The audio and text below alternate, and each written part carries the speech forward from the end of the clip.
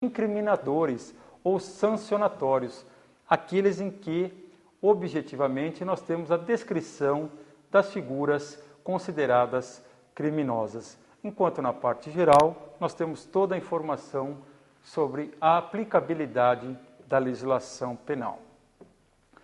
O Código Penal, na parte especial, ele se inicia no artigo 121 e traz, então, por títulos e capítulos, as descrições dos crimes. Não há nenhuma objetividade no Código quanto à importância da ordem destes artigos. Por uma questão técnica do legislador à época, nosso Código é de 1940, com as diversas atualizações, nós tivemos, então, o capítulo dos crimes contra a vida, iniciando a parte especial do Código Penal. Outras legislações o fazem das formas mais diversas em outros países. Isso não significa que o crime que está iniciando a parte especial tenha ou não maior importância que demais. Claro que no contexto, os delitos que iniciam a parte especial são de enorme importância, porque são os crimes contra a vida, incluindo-se aí, como nós veremos, o homicídio. Então, se não o mais grave dos delitos, de uma forma da interpretação humana, um dos mais graves, né? Porque para o Código Penal, o mais grave em si é o artigo 157, parágrafo 3º, com resultado morte, o latrocínio, como nós veremos adiante, não pela importância do tipo, mas sim pela pena cominada. Então, o que nós temos na parte especial? Os crimes definidos propriamente. No nosso Código Penal, temos aqui o artigo 121, que trata do homicídio, ou seja, homicídio, pela semântica da palavra, nós podemos dizer morte de homem. E o tipo penal diz matar alguém. Então, é o fim, é o extermínio da vida humana por outra pessoa de qualquer modo. Artigo 121, chamado homicídio simples. Temos vários modos de homicídio e várias figuras de homicídio no Código Penal. A primeira delas, visto então, o homicídio simples, diz objetivamente matar alguém. Importante hoje em dia a configuração do momento morte ou encerramento da vida, tanto faz. Por quê? Porque com o avanço científico nós já conseguimos determinar a morte encefálica, ou seja, é aquela morte decorrente da paralisação das funções vitais do cérebro comandando ao organismo. Aquela situação em que, pela lei de transplantes de órgãos e tecidos, o sujeito com morte cerebral diagnosticada, atestada por um profissional médico, pode ter já procedido à remoção de transplantes de órgãos e tecidos. Esta configuração é muito importante para o direito penal, porque a ocorrência da morte encefálica enseja um procedimento temporal, porque determinado indivíduo pode pretender querer matar alguém que esteja já com morte encefálica e não seja do seu conhecimento, ou mesmo que seja. Mas o que acontece? Se a morte encefálica já foi considerada tecnicamente como morte, cientificamente como morte, podendo-se até ser transplantado órgãos desse indivíduo, desse ser humano agora morto, como que o direito penal pode sancionar a conduta daquela pessoa que mata, no sentido de conduta, alguém que já estava com morte encefálica? Então, precisamos diferenciar bem nessas situações, porque acredito que a morte encefálica impede que reconheçamos um crime de homicídio se já atestada antes do cometimento do fato. Afora essas considerações a respeito de vida e morte, temos a considerar as várias formas de homicídio elencadas na legislação brasileira, que é um crime histórico de todas as nações humanas, de tempos bíblicos, tempos históricos, de romances e etc. Então faz parte do ser humano esta natureza de eliminar ao semelhante, por razões ou até imotivadamente. O que nós temos aqui no homicídio simples, a forma mais singela de cometimento e, logicamente, a título doloso. Depois podemos ter, para o homicídio, a situação do parágrafo 1º, que se trata do homicídio privilegiado, né? Ou aquele homicídio em que tem uma causa especial de diminuição de pena, onde o agente age por uma motivação, ele é impelido por um relevante valor social ou moral, um amor à pátria, a eliminação de um perigoso assassino, de um malfeitor, ou logo após violenta emoção decorrente de injusta provocação da vítima. Esta figura do homicídio, chamada homicídio privilegiado, acarreta então ser reconhecida uma redução da pena. A pena principal do homicídio simples de 6 a 20 anos e o homicídio privilegiado recebe uma redução considerável. Ao mesmo tempo em que o Código fornece uma forma privilegiada, ele fornece também uma forma qualificada, uma situação de maior gravidade no cometimento do homicídio, que é o parágrafo 2º, denominado o homicídio qualificado. Qualificado por quê? Porque as situações em que ele é cometido demanda uma maior reprovabilidade do agente, demanda uma leniência, uma periculosidade mais extremada da conduta criminosa e assim o legislador resolve punir de uma forma um tanto que mais grave, inclusive caracterizando a figura como crime hediondo. O parágrafo 2º traz as seguintes qualificadoras.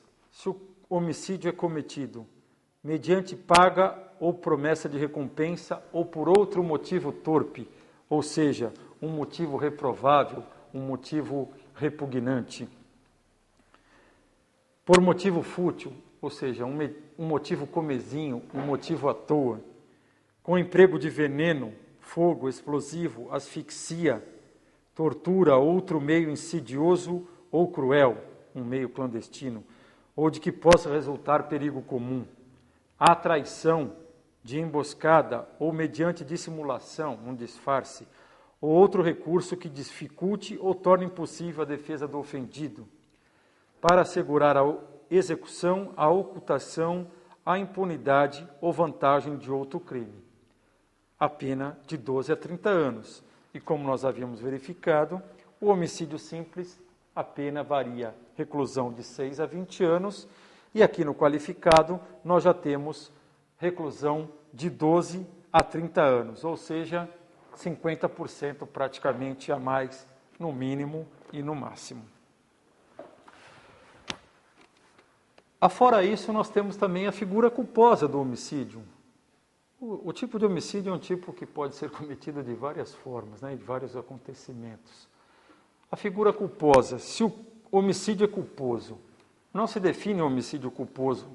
O Código já presume que nós saibamos que a culpa é decorrente de imprudência, imperícia ou negligência. Ou seja, nesta situação do parágrafo 3º, o resultado não é querido pelo agente, não é previsto, mas devia ser previsível. E ele obra, ora com imprudência, ou por negligência, ou por imperícia. É a figura que tem a pena de detenção de 1 a 3 anos, uma figura de homicídio de uma forma bem leve.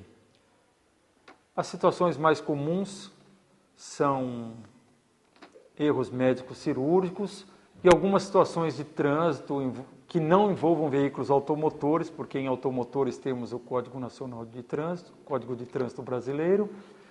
Então, a figura mais comum aí do homicídio culposo aparece para, geralmente, erros médicos e cirúrgicos e também questões estruturais, de engenharia, de arquitetura, queda de edificações, uma situação também em que aparentemente o crime culposo de homicídio se afigura pertinente. Outro crime contra a vida que há no Código Penal é o artigo 122, induzimento, instigação ou auxílio ao suicídio. Aqui quero chamar a atenção do leitor pelo seguinte: a vítima é o sujeito que está querendo se suicidar.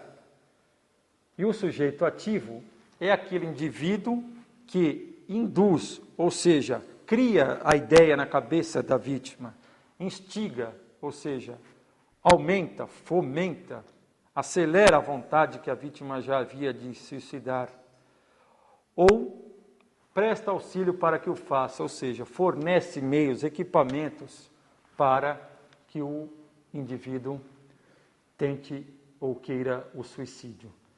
Então, o que é importante é lembrar que o sujeito ativo não é a vítima, não é aquele indivíduo que está querendo se suicidar. É a outra pessoa que quer a morte do indivíduo com tendência suicida. Então, isso é muito importante porque, na nossa experiência, nós verificamos muito a confusão do leitor, do estudante, entre o sujeito ativo e o sujeito passivo do crime de induzimento, instigação, auxílio ao suicídio. E uma outra questão peculiar desta infração é a possibilidade da punibilidade da tentativa.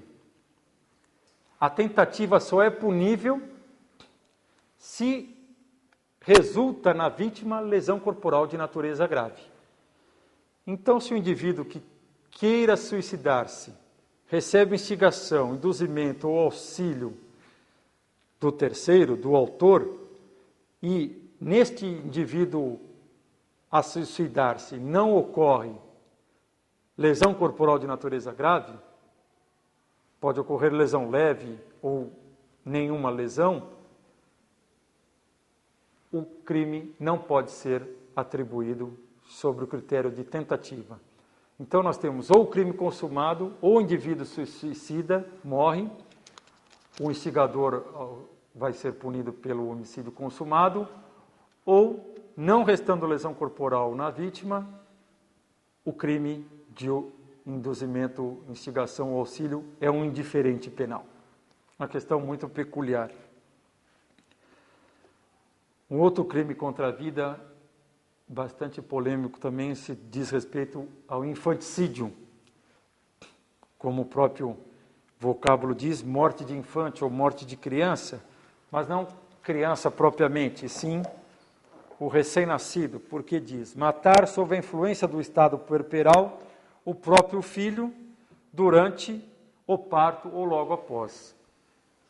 Então aqui nós temos várias figuras, elementos objetivos do tipo ou normativos que nos fazem um apanhado. Claro, crime de matar, porém, sob a influência do estado puerperal. O estado puerperal é um estado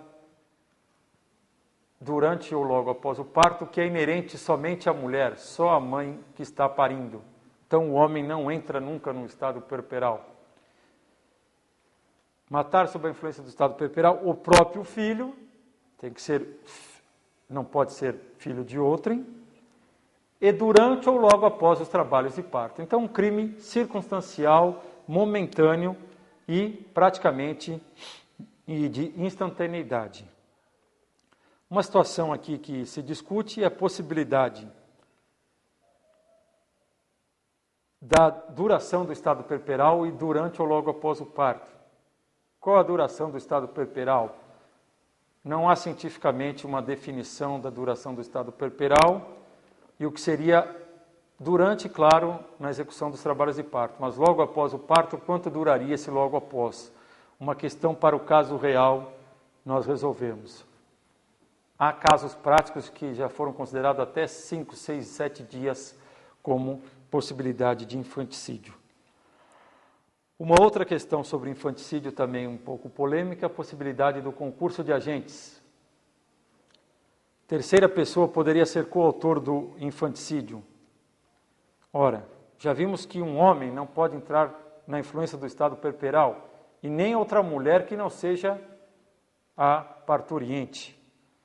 Então, como é que ficaria a situação?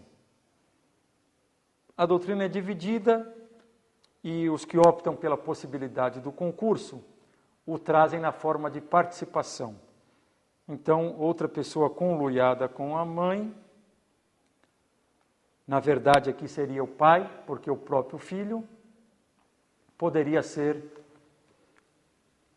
agente em concurso com a própria gestante. Uma questão tanto polêmica e demanda maiores estudos. Também um crime contra a vida que nós temos aqui, no título contra a pessoa, são os crimes de aborto. Temos 3 modalidades de aborto. O aborto provocado pela gestante, ou o próprio aborto, ou autoaborto, subdividido em aborto com o consentimento da gestante. Temos o aborto provocado por terceiro, com o consentimento da gestante, e temos o aborto provocado sem o consentimento da gestante. Esta é a figura mais grave dentre todas as outras do aborto. O que é importante diferenciar o aborto é a interrupção da vida intrauterina, para diferenciar dos crimes de homicídio e de infanticídio. Então, no delito do aborto, a interrupção da gravidez em qualquer fase, desde o início da gestação cientificamente comprovada, até antes do início do parto, a morte do ser concepto deve configurar uma das figuras de aborto. Claro, desde que intencional, dolosa e provocada, porque temos abortos espontâneos, abortos médicos por situações da própria parturiente. Uma situação também que devemos mencionar, para lembrar ao leitor, são as causas excludentes das figuras de aborto. Não se pune o aborto desde que provocado por médico nas seguintes situações que o Código Penal determina. O aborto necessário, se não há outro meio de salvar a vida da gestante, também chamado de aborto terapêutico. Ou seja, o médico verifica que a gestante está correndo risco de vida. Então, ele pode optar pela gestante em prejuízo do feto. Não há crime nessas situações. Aborto no caso de gravidez resultante de estupro. Se a gravidez resulta de estupro, obviamente uma gravidez não desejada, e o aborto é precedido de consentimento da gestante ou quando incapaz de seu representante legal. Obviamente, a lei aqui permite uma gravidez resultante de um crime contra os costumes, o estupro, obviamente não desejada, seja interrompida, praticada por médico, desde que a gestante assim queira, ou, caso incapaz, o seu representante legal. Uma análise que nós devemos fazer aqui é que é possível a gravidez também por atentado violento ao pudor, naqueles casos de coitos interfemurais ou situações parecidas, em que, embora não haja o crime de estupro em si, haja possibilidade de gravidez. A doutrina e a jurisprudência quase que totalitária permitem, de uma forma analógica em bonam partem, para favorecer o infrator, que também não seja considerado crime a interrupção da gravidez no caso de atentado violento ao pudor. Depois nós temos os crimes de lesões corporais, já afastando o bem jurídico vida e ingressando no bem jurídico integridade física ou mental do indivíduo. Nós temos as lesões corporais simples, lesões corporais graves e as lesões corporais gravíssimas. Prestar atenção que as lesões corporais gravíssimas não existem com este nome no Código. São apenas informações doutrinárias porque elas estão consideradas no parágrafo 2º do artigo 129, tendo o parágrafo 1º definido lesão grave e logo no parágrafo 2º continua grave, porém com pena maior. Por isso foi foram denominadas lesões corporais gravíssimas. Temos a lesão corporal seguida de morte, ou seja, aquela ocorrência em que o indivíduo, com vontade de lesionar alguém, acaba, por imprudência, imperícia ou negligência, gerando o resultado morte sem que tenha querido. Para não ficarmos na dúvida se foi homicídio doloso ou homicídio culposo, uma situação que na prática é difícil de se diferenciar, no caso concreto, a legislação penal já optou pela figura lesão corporal seguida de morte. Temos a lesão corporal culposa, obviamente, aquela lesão corporal em que o indivíduo, não querendo lesionar, mas por imprudência, imprevícia ou negligência, causa o resultado culposo. A diferenciação entre os graus de lesão traz apenas informações quanto à quantidade da pena. Então, lesões corporais leves, lesões corporais graves, gravíssimas, seguida de morte culposa, cada uma com a graduação de pena do menor ao maior, dependendo da situação de dano ao estado físico ou mental do indivíduo. A lesão corporal culposa é a que recebe a pena em menor grau.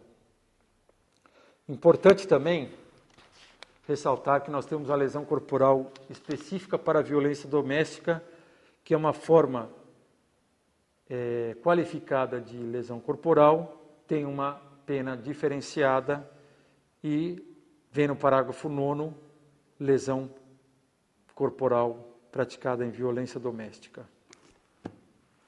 Queria lembrar também a ocorrência dos crimes contra a honra no Código Penal, ou seja, aqueles que ofendem a integridade subjetiva do indivíduo, a moral, a ética, o comportamento, o seu relacionamento social, são os denominados crimes contra a honra. O que é importante é sabermos que os crimes contra a honra, em regra, que são calúnia, difamação e injúria, são crimes de ação penal privada exclusiva, em regra, como dito. Então, a importância de nós fazermos a chamada aqui é verificar, no caso prático, se efetivamente se trata de um crime de ação penal privada, porque o procedimento, todas as providências a serem tomadas pelo ofendido são diferentes quanto aos crimes de ação penal pública. Então, o que é importante aqui nessa fase dos crimes contra a honra é objetivamente verificar se trata de ação penal privada no caso. Dentre os crimes contra a pessoa, temos ainda crimes contra a liberdade individual, que é importante ressaltar o crime de constrangimento ilegal, o crime de ameaça, o sequestro e cárcere privado. E também, infelizmente, aqui no Brasil, algumas situações, aquele de redução à condição análoga de escravo, que muito bem pode ser verificado nos telejornais e nos noticiários do dia a dia. Agora eu gostaria de destacar um outro bem jurídico que também, para nossa tristeza, é muito comum no dia a dia brasileiro, que são os crimes contra o patrimônio. Então, o bem jurídico aqui é o patrimônio, o conjunto de bens ou valores que integram o patrimônio de determinada pessoa ou de determinada instituição. Temos os crimes de furto, na forma simples, privilegiada e qualificada, onde a subtração de coisa alheia móvel é cometida sem o emprego de violência ou grave ameaça. E temos o crime do artigo 157, o roubo, que é a subtração em que o agente se utiliza de violência ou grave ameaça contra a pessoa a fim de se assenhorar de bens móveis de terceiros. Ainda nos crimes patrimoniais, importante o crime de extorsão, que é o constrangimento ilegal aliado ao crime de roubo, muito comum na modalidade extorsão mediante sequestro, que é o artigo 159. Então, não confundirmos o artigo 148, que trata do sequestro e cárcere privado, com o artigo 159, que é a extorsão mediante sequestro. Esta é a figura mais comum que nós temos no dia a dia. Aquela do 148, uma situação não tão peculiar, que trata apenas de sequestro, retenção do indivíduo. O que nós temos aqui na nossa sociedade é aquela retenção do indivíduo, o deslocamento da pessoa, o seu aprisionamento irregular, para fins de obter qualquer vantagem, inclusive de natureza econômica, como quase sempre. Uma outra situação também que não podemos deixar em branco é o crime de apropriação indébita. Apropriar-se de coisa alheia móvel que tenha posse ou detenção. Então o indivíduo ele já tem a posse, já retém a coisa, ou a detém, e faz com que se torne senhor da coisa. Diferente da subtração, em que o indivíduo vai buscar, vai atrás da coisa que ele não a tem. Na apropriação indébita, o indivíduo já a possui sob guarda na modalidade de posse ou detenção. Interessante também o crime de estelionato e outras fraudes, uma figura considerada no dia a dia de todos, que é a obtenção de vantagem ilícita mediante ardil, artifício ou qualquer outro meio fraudulento. É aquela enganação para a obtenção de vantagem econômica, e nós temos das mais variadas formas aqui no nosso país, desde as modalidades específicas de cheques sem fundos, fraudes por meios de contratos, documentos, e até mesmo esses considerados famosos contos do vigário, máquinas de fazer dinheiro e outras situações semelhantes que não vem ao caso aqui ser dissertadas, né? Uma outra questão ainda nos crimes patrimoniais abrange os crimes de receptação, que é aquisição, recebimento, qualquer forma de adquirir bens que você sabe que seja produto de origem criminosa, ou seja, é um crime decorrente de um outro crime. Uma situação também um tanto que comum na situação brasileira. Nós temos a receptação simples, a receptação qualificada e a receptação privilegiada. Importante também as disposições gerais dos crimes patrimoniais, que são as escusas absolutórias. Em algumas situações de crimes patrimoniais, o Código isenta o sujeito de pena, geralmente em razão de situações de caráter familiar, como diz aqui. É isento de pena quem comete qualquer dos crimes previstos nesse título, do cônjuge na constância da sociedade conjugal, de ascendente ou descendente, seja o parentesco legítimo ou ilegítimo, seja civil ou natural. E mais para frente diz que somente se procede mediante queixa, se o crime é cometido,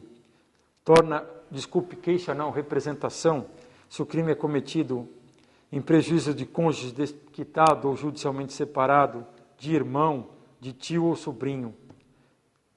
Porém, faz uma ressalva. Não se aplica o dispositivo nos dois artigos anteriores. Se o crime é de roubo ou de extorsão, ou em geral quando haja emprego de grave ameaça ou violência, ao estranho que participa do crime, se o crime é praticado contra pessoa com idade igual ou superior a 60 anos. Então, as escusas absolutórias isentam o sujeito ativo de crime patrimonial em relações de parentesco aqui consideradas, excetuadas as situações do artigo 183. Dentre os crimes contra a saúde pública, gostaria de salientar o crime de charlatanismo, que é inculcar ou anunciar cura por meio secreto ou infalível, que nós temos aí relativamente comum, e o curandeirismo, que é exercer o curandeirismo, que é uma espécie de bruxaria, de magia, prescrevendo, administrando ou aplicando habitualmente qualquer substância, usando gestos, palavras ou qualquer outro meio, ou fazendo diagnósticos. Então, é importante verificar que são situações que nós temos no dia a dia nacional e que, não obstante, são figuras típicas, mas que nós temos que verificar qual é a importância prejudicial mesmo dessas condutas sobre o bem jurídico à saúde pública. Gostaria de falar sobre os crimes de falsidade. Nós temos crimes de falsidade contra a moeda, falsificação de moeda, falsidade de outros papéis ou títulos, E, efetivamente, a falsidade documental é aquela de ocorrência mais peculiar. Temos a falsidade material e temos a falsidade ideológica, tanto para documentos públicos como para documentos particulares. A falsidade material é aquela estabelecida na realização do trabalho manual, no trabalho de criação, de elaboração, industrialização de um documento, de um papel, de um elemento que possa configurar uma necessidade de prova. É a criação física do documento. Enquanto a falsidade ideológica, nós temos um documento, um papel verdadeiro, original, e o agente nele insere ou faz inserir dados ou informações inverídicas, sem rasurar, sem destruir, sem manipular de uma forma de modificação substancial do conteúdo físico do documento. Além dos crimes de falsificação material e ideológica, entre os crimes de falsidade também nós temos o crime de falsa identidade, que é a pessoa atribuir-se ou atribuir-se a terceiro falsa identidade para obter vantagem em proveito próprio ou alheio ou para causar dano a outrem. Quer dizer, importante que a falsa identidade só é típica se o indivíduo tenciona obter para si ou para outrem qualquer vantagem assim considerada. Se o sujeito faz isso por mero deleite e não há nenhuma vantagem a ser aproveitada, é uma figura indiferente penal. E nós temos o artigo 311, que é a adulteração de sinal identificador de veículo automotor. Aqui nós utilizamos muito esta infração para aquela remarcação de chassi, de outros dados qualificativos que pertençam ao veículo. Diz o tipo, adulterar ou remarcar número de chassi ou qualquer sinal identificador de veículo automotor de seu componente ou equipamento. Quer dizer, é um crime para fraudar a legítima identificação do veículo e assim nós termos como burlar a fiscalização em todos os níveis. Uma questão que eu gostaria de ressaltar aqui, principalmente para a cidade de São Paulo, nós temos o rodízio municipal de veículos, em que em determinados dias da semana finais de veículos, placas de finais de veículos não podem circular. Então, segunda-feira não circulam veículos com final placa 1 e 2. Em alguns casos, pessoas apagaram, colocaram fitas adesivas ou pintaram placas para burlar a fiscalização. E temos vários casos já ocorridos em andamento, em que ora se considera o artigo 311, ora não se considera, sobre a explicação de que a vontade daquele agente não é propriamente a finalidade do capítulo, ou seja, do bem jurídico, que é a falsidade documental ou burlar a identificação do veículo para fins de descaracterizá-lo, mas sim apenas furtar-se à legislação sobre a circulação de veículos. Um outro título de curial importância na legislação penal são os crimes contra a administração pública, divididos em crimes praticados pelo funcionário público contra a administração em geral. Então, o Código Penal se preocupa em ter em seus artigos crimes praticados especificamente por seus funcionários ou equiparados, conforme diz o artigo 327, para garantir a idoneidade, a probidade e a moral pública. Dentre os crimes, podemos listar o peculato na forma dolosa e culposa, a concussão, a corrupção passiva, a prevaricação, condescendência criminosa e o abandono de função. Temos também crimes praticados por particular contra a administração em geral, ou seja, aqui nos crimes contra a administração pública, o sujeito ativo é um particular, não mais revestido da qualidade de funcionário. Temos o crime de resistência, de desobediência, de desacato, a corrupção ativa, muito importante, e também contrabando ou descaminho. Um outro capítulo dentro desse título, um capítulo novo inserido em 2002, trata dos crimes praticados por particular contra a administração pública estrangeira. Exemplificadamente, corrupção ativa em transação comercial internacional e tráfico de influência em transação comercial internacional. O Código Penal está se preocupando também naquelas situações de licitações, de obras públicas, de organismos estrangeiros, países estrangeiros, em que pessoas possam causar influência, corromper determinados funcionários estrangeiros, e isso com reflexo aqui no Brasil também. Então, criou-se tipos específicos. Temos um capítulo também especial, que são crimes contra a administração da justiça. Além do bem jurídico, a administração pública em geral, aqui a justiça em si é o bem jurídico tutelado.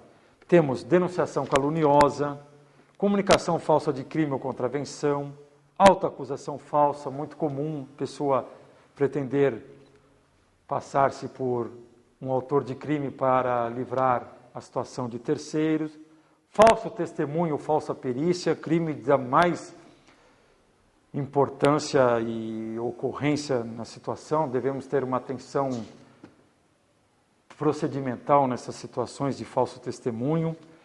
Temos exercício arbitrário das próprias razões, arrebatamento de preso, motim de preso, fuga de presos, exploração de prestígio e desobediência à decisão judicial sob perda ou suspensão de direitos, entre outros. O Código Penal encerra com crimes contra as finanças públicas, um capítulo novo também, que trata propriamente de situações praticadas por administradores públicos ao trabalharem com o dinheiro do patrimônio público. Para evitar a malversação dos fundos públicos, o legislador penal resolveu incluir alguns dispositivos penais, entre eles contratação irregular de operação de crédito, inscrição de despesas não empenhadas em restos a pagar, ordenação de despesa não autorizada, prestação de garantia graciosa e oferta pública ou colocação de títulos no mercado sem a devida possibilidade legal. Então, finalizando, gostaria de agradecer a todo o corpo diretivo e técnico da editora Fidel, composta de profissionais do